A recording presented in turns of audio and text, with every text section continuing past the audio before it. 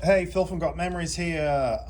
So this is part of another moldy job that I've got issues with that this company did not do. You know, to their credit, they're only charging $9 a tape, and you get what you pay for. Anyway, so I had to break open the tape because all of the screws are stripped and rusted, and the tape.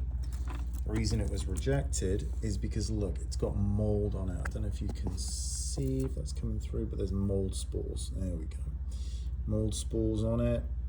And you do not put that in a VCR with that kind of mold on it. They're all in bad shape. And I've been gingerly going through them. Oops. Yeah, these, I mean, you can tell by the moisture damage there, kind of the run of the water. This is from Florida, humid conditions from 1993. Even the window there is all fuzzed up just from moisture, whether it's been in the hurricanes or the floods or what have you. And this needs to be taken care of. And these are precious memories to the customer, and I am cleaning them and then digitizing them. So here we go. This is what they're looking at after I've cleaned them, and I have all these boxes up here from all these cheap online box companies. They're terrible. As all my videos go on about. Anyway, if you've got this precious stuff, you know, you want clear picture and audio, this lady was going to throw all of her stuff out per the instructions from Legacybox. But you can see, I mean, they're, to their credit, they're for $9 a tape. They are not going to be running these through VCRs. So these particular VCRs, I do hold back for moldy tapes because even the screws aren't in them. After I'm done with every single tape, I'm cleaning the heads and to make sure that, you know, the next tape is going to be clear.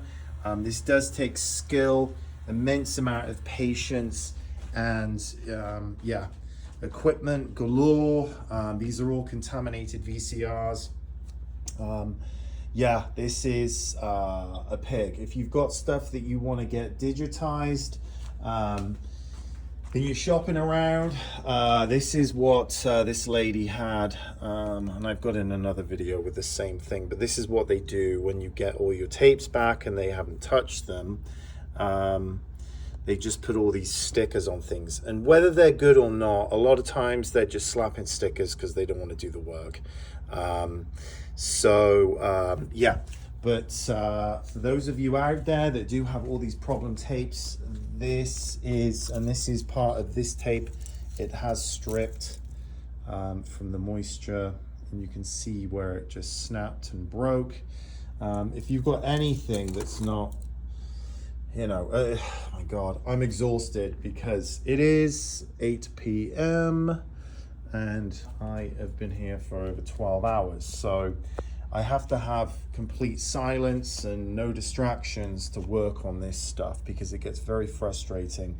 And I'm having to, this particular tape, I've got to splice them onto VHS and then put them inside of the VHS housing, close them up.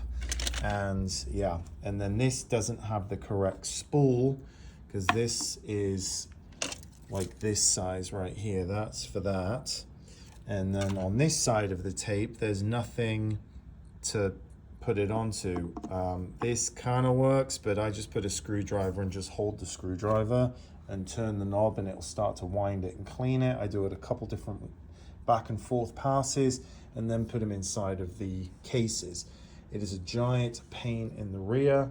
If you would like to get a quote, you can go to gotmemories.com. I'm not cheap, as you can see here. This is not the most pleasurable work. Very time consuming, very fiddly, and you got to know what you're doing. Anyway, cheers.